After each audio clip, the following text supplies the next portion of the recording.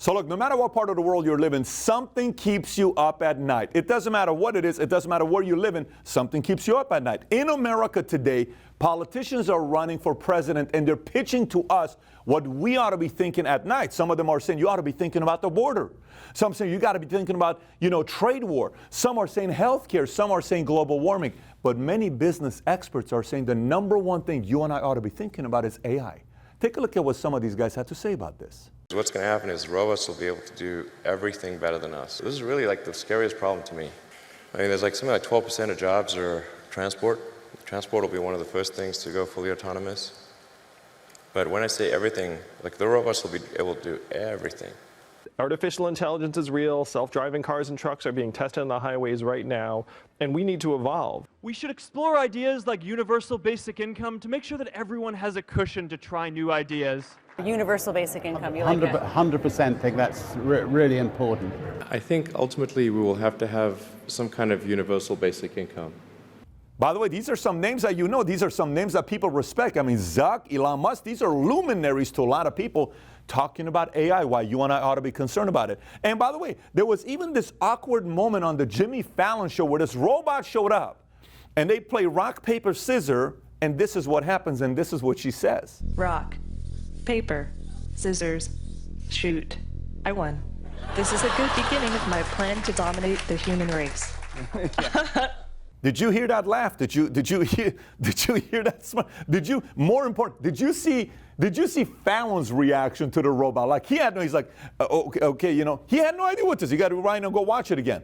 That's why people are worried. What if these robots take over everything that we're doing? So is it time for you and I to consider having universal basic income for everybody in America because of concerns of AI? If it is, we're going to talk about it in today's episode. So before I get into the episode, if you haven't subscribed to the channel, please do so. This is the #1 channel on YouTube for entrepreneurs. We got a lot of content for entrepreneurs, startup, raising money, and a lot of great interviews. If you haven't, again, subscribe, please do so. Having said that, let me get right into this. So jobs being replaced by AI. Even Kai-Fu Lee, who's an expert, AI expert. He's a Taiwanese venture capitalist. He's got his PhD from Carnegie Mellon. Lots of respect. He said in a recent interview with 60 Minutes, 40% of all jobs could be replaced. 40%. That's a lot. That's 4 out of 10 jobs. 2 out of 5 jobs could be replaced is what he's saying. So, Pat, what do you mean? What kind of jobs can we replace? Well, you're seeing videos with all these robots. So they're saying drivers are going to be replaced by self-driving cars. Financial analysts, computers are going to do all the analysts. Why do we need a person doing that? Transportation, food preparation, telemarketers, construction, farming, fishing, packaging. You're seeing robots doing backflips. You're seeing a robot, Will Smith trying to kiss a robot. You're seeing so many different things with robots. People are saying, what if this actually becomes a reality? And are we there yet? So one of the presidential candidates, Andrew Yang, came up with this idea saying, look, I think I'm not the only person that believes AI is an issue. And we need to start giving income to people because people are going to be unemployed. And he talked about this universal basic income of $1,000 a month to any citizen above the age of 18, which is $12,000 per year. That's what he proposed. And he says, I'm not the only one that came up with this. Nixon wanted to do something like this. Milton Friedman proposed something like this called the negative income tax, which we'll talk about in today's video. But there's a lot of other people doing it. So American people said, if a lot of other people are doing it, how about we should do? Why not $1,000 a month to every American citizen? This is not a bad idea, but let's look at it a little more. Let's peel the onion a little bit and let's see if this could actually work or not. So Finland actually had a pilot for the UBI. And they took 2,000 unemployed people, and they said, look, we're going to give you 560 euros per month to see how this works. They tested the pilot very quickly. They stopped the pilot, saying the results that they wanted, they weren't getting. Now, another example people talk about is Alaska. If you live in Alaska, I've had many friends that have lived in Alaska because Army bases are in Alaska. One was Fort Wainwright. And when you live in Alaska, Alaska has this program called Alaska Oil Royalty. They give you money every year. If you're a citizen, they're living there. It depends on how oil prices are doing. You'll get a check. For example, in 2015, they gave $2,072 per adult. Every year, that year, they give $2,072 per adult that was a citizen of Alaska. They sent a check. And if you were a family of 4, they gave a max of $8,288. Now, this amount is linked to oil and how it does. So if oil prices went down, for instance, in 2017, it was only $1,100 a person, right? And it went even lower because gas prices went even lower. I think it went to $800-900. And that's what Alaska does. So he'll use the example and say, you know, some of these other guys do, but Alaska does this because, have you thought about moving to Alaska lately? Like, do you wake up in the morning saying, oh, I'd love to go live in Alaska? By the way, I've been to Alaska. I took my kid. We had a phenomenal time. Living there, not a lot of people want to move to Alaska. Most people like to move to Miami, California, you know, maybe New York, maybe Chicago, maybe different places. No one wakes up in the morning saying, why would I want to go to Alaska? So Alaska is using their natural resource to bring more people who are willing to live there. This is one of the motivations, right? If you are living in a place where a lot of people don't want to go there, this may be a good motive. Does America have a problem with a lot of people wanting to come to America? I don't know about that. Why would they offer UBI? We don't have a problem with people wanting to come here, especially immigrants. So another one is Dubai. You know, when I was in Dubai, I started talking to a lot of the business owners. I said, how much taxes you guys pay every year? And they said, Pat, we don't pay income taxes. I said, you don't pay income taxes. America's revenues that comes in, half of it is from taxpayer income tax. No, we don't pay any income taxes. So what kind of taxes you pay? We pay something called VAT. What does VAT stand for? Value added tax. So Dubai is another example where, you know, somebody could go there and say, look, I can start a business. I'm not paying any income tax. I'll pay the VAT tax. That's fine for me. But you mean to tell me I get to keep the rest of it? Yes. So why did they do that? Again, this is another method to get people to want to move to a place like Dubai and create a business. And it's worked for them. But that's if they need people to go there, which at one point Dubai did. If you go look at Dubai in the 80s, there is nothing. It's the desert versus what it is today. This was a way of getting people to want to move there. A lot of people have done this over the years with taxes. So now, that's universal basic income. Is it a good idea? Sounds ideal. But why does he compare it to negative income tax? Let's talk about the difference between UBI and negative income tax. So here's UBI. His proposal is $12,000 per year. It is estimated that's going to cost taxpayers $3 trillion per year. That's $30 trillion in the next decade. That's, again, $30 trillion the next decade. Sounds like a great idea, but it's $30 trillion the next decade. And he says, well, it's very similar to negative income tax because negative income tax, Milton Friedman came up with this. So some of you guys may be asking, I've heard about negative income tax, but I don't really know how it works. How does it work? So here's how it works. Let's just say the living wage in America is $30,000. We're just picking this number here, right? It's $30,000. For you to be able to survive as an individual, you got to make $30,000. Let's say we come up with that number is $30K. But you don't make $30K in a year. You only make $20,000 the next year. So you were under living wage by how much? $10,000. So Milton Friedman's idea is, say 50% of that is negative income tax. We'll pay you half of that back to you. 50% of $10,000 is what? $5,000. So you don't get back to 30, but at least we got you back to $25,000. That's negative income tax. But the biggest difference here is the following. Andrew Yang wants to do universal basic income, this $3 trillion cost per year, on top of all the other entitlement programs. So he doesn't want to stop the current entitlement programs that we have. When I show you how much it is, you're going to say, are you kidding me? Versus Milton Friedman says, I'm open to the idea of negative income tax, but we get rid of all the other entitlement programs because it's a lot easier for IRS to just cut you a check versus we have this department, with this department, Section 8, all these other employees we have to hire. No, very easy. Negative income tax, you make $20,000, here's a $5,000 check. So you decide what you want to do with this money. And obviously, I'm just giving you the math. The math could be figured in many different ways, but that's what Milton Friedman said. They said, this is actually not a bad idea. So as you watch this, you say, what's the pros, what's the cons? Here's what you hear. Andrew Yang says the pros of his plan is if we give people $12,000 a year, it'll allow people to take their time getting a job to at least get a better job. So you know what? I was thinking about taking this job here, but I'm going to wait 3 more months for a better job because I'm still getting $1,000 every single month. I'll wait 3 more months to see if somebody on Monster gets back to me. He says that is a pro. You know, another one is option to go to school or stay home and raise the kids. You know, I don't really need to go to school. I don't really need to get a job. I'm just going to stay home and raise my kids is what I'm going to do because I'm getting my $1,000 a month. Eliminate poverty, which sounds good and noble. Help young couples start a family. Babe, man, life is so expensive, babe. If we have this baby, this is going to cost a lot of money. Yeah, but this plan is $1,000 a month. Babe, we can have a baby. Oh my gosh, let's make a baby. Awesome, we can afford it now. That's the idea of what can happen. Con. And the con is taxes would go up. There'd be a fall in labor And there will be another handout on top of all the other handouts that we already have in America, which I'll explain to you how much handout we're given today. So now, some of you are watching this and you're saying, Pat, I think this is a great idea. I think UBI is genius. And what makes you think you are more qualified to say something like this if even Elon and some of these other guys agree with this? This is genius. We need to have something like this. What if all these robots take over our jobs? What if all this stuff happens to us? And what am I going to do? This is not a conversation about UBI. This is a conversation about a whole different story. Let me explain. I want you to think about a family. The family's name is the Jones family, okay? Stay with me here. This Jones family's annual income is $36,540. That's their annual income. But their cost of living, their expenses annually are $40,940. That is $4,400 more than what they make every year. So how do they survive? And on top of all this stuff, they have $225,000 of debt. I'm talking credit card debt. And on top of that, they have long-term debt of $1.54 million. It's like you're living in a house worth $1.54 million. So imagine you're this family. You only make $36,000. Your expenses are $40,000 a year. You have $220,000 of credit card debt. And you're living in a house that's $1.54 million. What are you thinking about? Now, I want you to think about this family. Your wife, your husband, your kid comes and says, hey, Mom. Yeah, what's up, Mom?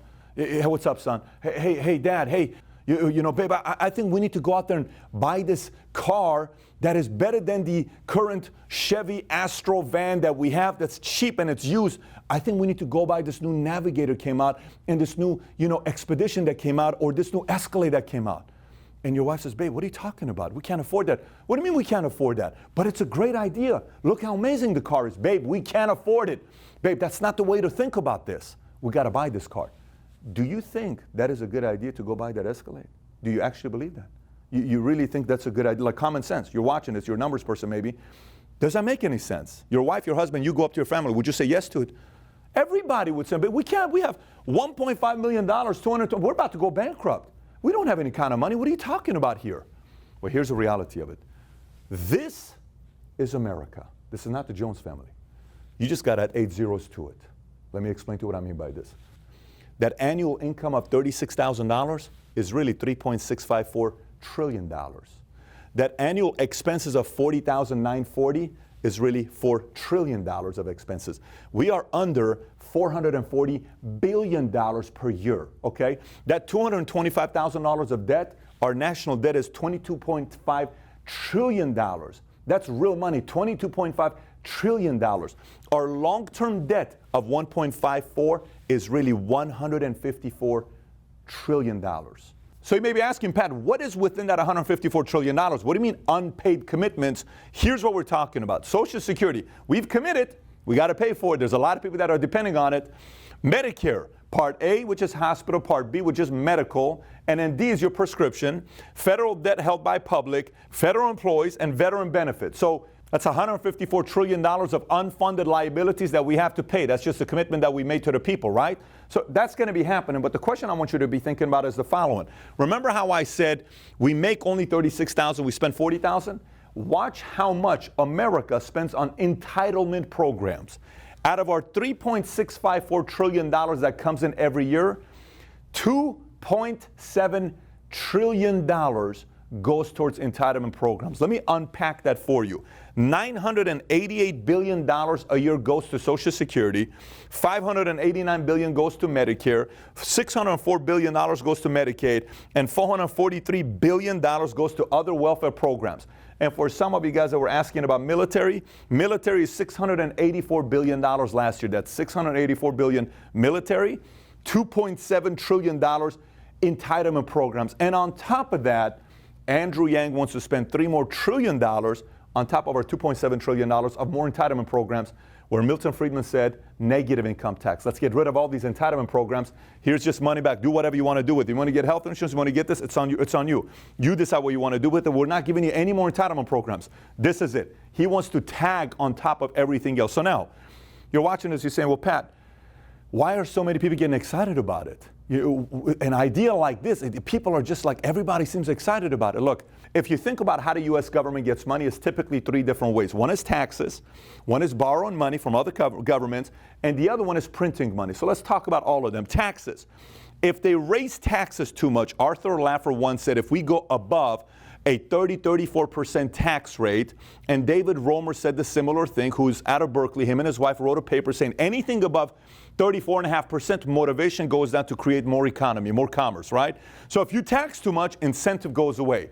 And just like you incentivize your kids to do something, they got to incentivize us adults to go do something and create something better, okay? So the problem with too much taxes, incentive goes away. Number two, with borrowing money.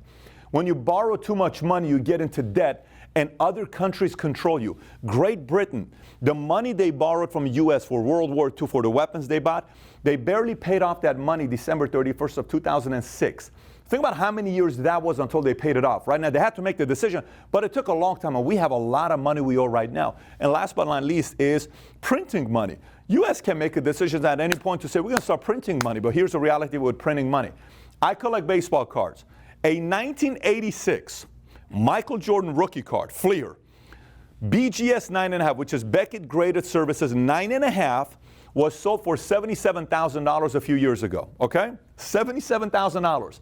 Fast forward today, that same $77,000 card today you can buy for $8,000, $9,000. Let me say that again.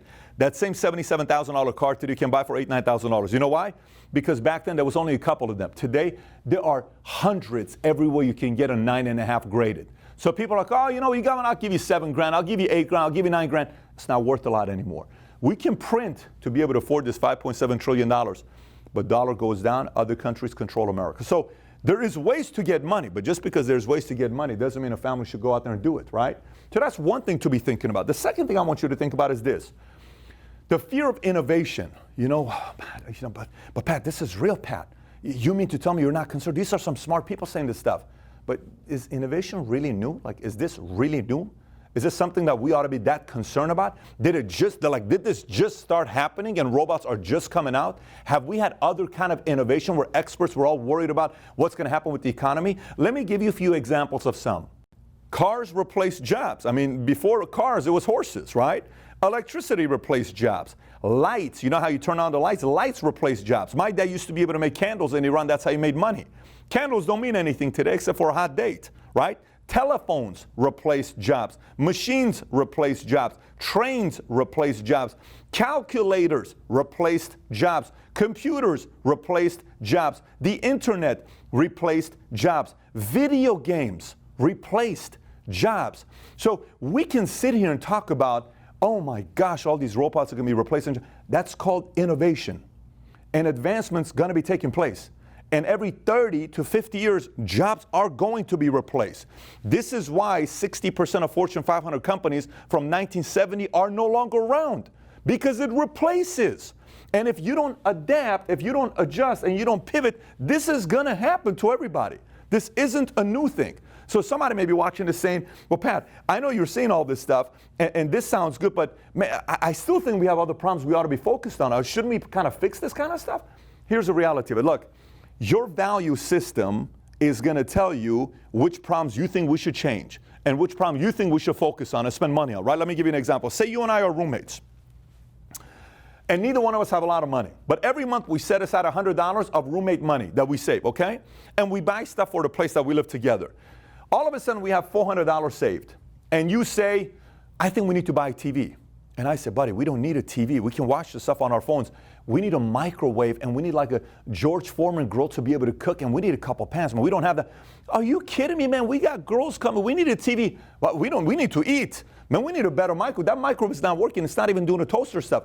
The decision on who's right is based on the value system. Party, fun, feed, healthy, what is the one that you want to vote for? That's how we come out with programs, and you're generally going to vote for a program that's going to be benefiting you. By the way, this is not just me or you, this is everybody. But we have to sit there and say, is that the betterment for what we're really trying to do to advance? Do we really go into debt this kind of money and say yes to UBI? Is it really that big of a concern? And the other thing I want you to think about is the following. Look, this isn't the first time brilliant minds have said things that aren't right. And a lot of people say, well, Pat, you again, Elon Musk and Zuckerberg said this. Listen, I've said stuff that have been wrong. A lot of people have said stuff that are wrong. Anybody that comes up and does something big, it doesn't mean 100% of their predictions are right. Let me share a few with you. You ever heard of this guy named Bill Gates? You know Bill Gates from Microsoft? In 1981, this is what he said. No one will ever need more than 637 kilobytes of memory for a personal computer. 640 kilobytes ought to be enough for anybody. Bill Gates said that. It's a guy worth nearly $100 billion, said something like that. Thomas Edison in 1889 said fooling around with alternative current, which is AC, is just a waste of time. No one will use it ever. Albert Einstein in 1932 said there's not the slightest indication that nuclear energy will ever be obtainable. It would mean that the atom would have to be shattered at will. Einstein, one of the biggest geniuses, E equals MC squared, said something like that. Andy Grove, who's a genius, somebody I admired tremendously, CEO of Intel in 1992, said the idea of a personal communicator in every pocket is a pipe dream by greed. This is Andy Grove saying this. Steve Jobs in 03 said the subscription model of buying music is bankrupt. I think you could make available the second coming in a subscription model and it might not be successful. He said this to Rolling Stone magazine. And last but not least, Charles Duell, Commissioner, U.S. Patent of 1899, said the following: everything that can be invented has already been invented. Can you imagine? These are some genius luminaries said the following things. You've said some things you were wrong. Just because everybody's saying let's worry about AI doesn't mean everybody's right. It just means it's an opinion. As much as we're worried about AI and robots and all this other stuff, I want you to think about it in a whole different way. 20 years ago, could a 7-year-old make $21 million in a year on YouTube? No. 20 years ago, would you and I have known each other? How? How would you have known me? Through YouTube? Many of you around the world, 170, 180 different countries watch Valuetainment. How did you find this? Did I come and shake your hand? Have you and I ever met before? We probably never met before. How did this happen? Technology. Twitter, you can share your opinion. Facebook, pictures. I got family, friends all over the world. I can see where they're at. I don't need to call them every 5 seconds to see what's going on. I can simply go on Facebook and see the pictures of their kids growing up. I couldn't have done that before. I would have missed these moments. So as much as we can put the fear of what AI can do to people, we got to kind of look at it and say, okay, say this happens one day. It's not here today, but say it happens one day. We keep watching movies with robots. Say it happens in one day. I best make sure I take care of my family by making sure I adapt, adjust, and pivot. So if this ever comes, you're at least in good place financially. Because if I go to sleep every single night worrying about being end of the world, kind of a life am I. Can you imagine if every day you're worried about what your wife is going to do, husband's going to do, your kids are going to do, you're constantly worried about what your job is going to do, what the market's going to do. I'm in the insurance business. Can you imagine if every day you're worried about dying? What kind of a life is that? It's not the most, it doesn't produce offense. It produces this. It produces fear. People don't move when they're like this. Don't let a lot of these minds produce the fear where you don't move. My encouragement to you is to listen to this message and say, you know what? As much as it's advancing, I'm going to have this thing work in my favor, rather than being a person that's frightened of it. I hope you do that. So again, I'm not telling you anything I said today is right or wrong. I'm not telling you what I said. These are my thoughts. I'm not telling you I'm 100% right.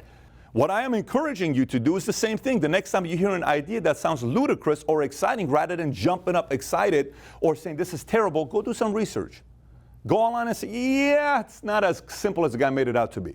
There's a little bit deeper to this than that. 5.7 trillion, we can't afford that. Sounds good, but we can't afford it. I got it. Okay, this is not this. You got to do your own due diligence to figure out for yourself. So again, questions, thoughts, comment below. If you haven't subscribed, do so. And I got another video I want you to watch. It's called Minimum Wage Debunked, because it's another topic everyone's talking about. Let's raise minimum wage. Here's a video I did titled Minimum Wage Debunked. Again, thanks for watching, everybody. Take care. Bye-bye.